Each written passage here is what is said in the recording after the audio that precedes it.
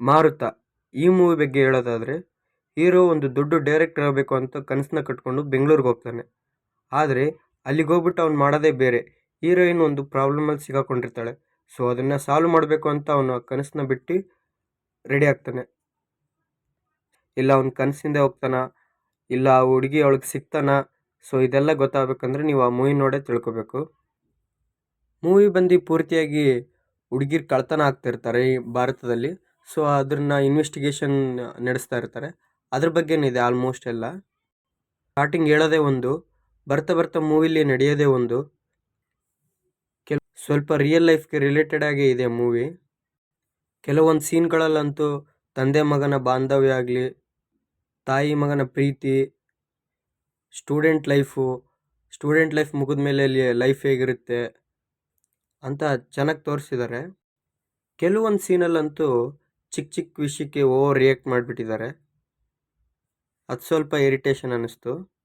ಅಷ್ಟೊಂದೆಲ್ಲ ಏನು ಬೇಕಾಗಿರಲ್ಲ. ಸಾಂಗ್ಸಿಗೆ ಬರೋದಾದರೆ, ಹೀರೋ ಎಂಟ್ರಿಗೆ ಒಂದು ಸಾಂಗು, ಹೀರೋಯಿನ್ ಎಂಟ್ರಿಗೆ ಒಂದು ಸಾಂಗು, ಮತ್ತು ವಿಲೇಜಲ್ಲಿ ಒಂದು ಸಾಂಗು. ಸೊ ಇದೆಲ್ಲ ರಿಲೇಟೆಡ್ ಆಗೇ ಇರಲಿಲ್ಲ. ಸೊ ಆ ಸಿಚುವೇಶನ್ಗೂ ಆ ಸಾಂಗ್ಸ್ಗೂ ಒಂದಕ್ಕೊಂದು ಸಂಬಂಧನೇ ಇರಲಿಲ್ಲ. ಸೊ ಸಾಂಗ್ಸ್ ಎಲ್ಲ ಓಕೆ, ಬಟ್ ಸ್ಕ್ರೀನ್ ಪ್ಲೇ ಅಷ್ಟೊಂದೇನು ಇರಲಿಲ್ಲ.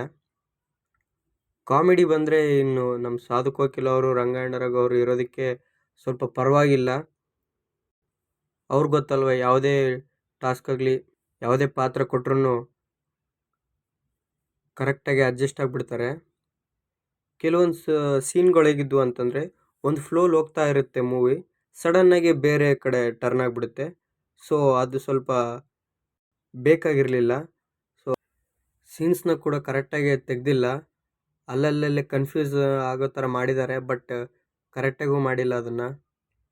ಈ ಸ್ಟೋರಿನ ಆಲ್ಮೋಸ್ಟ್ ಬೇರೆ ಮೂವಿಲಿ ತೆಗೆದಿದ್ದಾರೆ. ಈ ಕಥೆಯನ್ನು ನಂಗೆ ಹೊಸದೇನು ಅನಿಸಲಿಲ್ಲ, ಯಾಕಂದರೆ ಆಲ್ಮೋಸ್ಟ್ ಬೇರೆ ಕೆಲವೊಂದು 2-3 ಮೂವಿಲಿ ಆಲ್ರೆಡಿ ನೋಡಿದ್ದೀವಿ. ಸೊ ನನಗೆ ಸ್ಕ್ರೀನ್ ಪ್ಲೇ ಏನು ಅಷ್ಟೊಂದು ಇಷ್ಟ ಆಗಲಿಲ್ಲ, ಇನ್ನೂ ಇರಬೇಕಾಗಿತ್ತು ಅಂತ. ಸೊ ನೀವು ಯಾರು ಮೂವಿ ನೋಡಿದರೆ ಹೇಗಿತ್ತು ಅಂತ ಕಮೆಂಟ್ ಹಾಕಿ. Thank you.